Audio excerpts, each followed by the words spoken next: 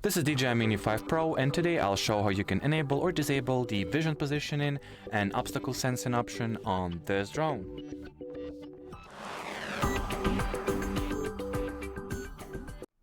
So at the start you will need to make sure that everything is powered on, interconnected, and next open the Fly interface or Go Fly section of the DJI Fly app on your remote controller.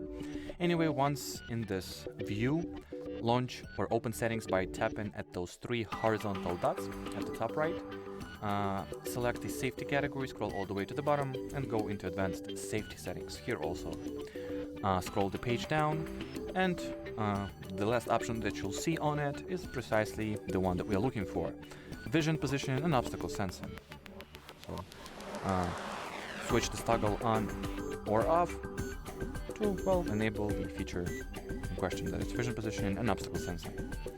Anyway, as far as this video goes, that'll be it. So thanks for watching, thanks for your attention, and bye bye.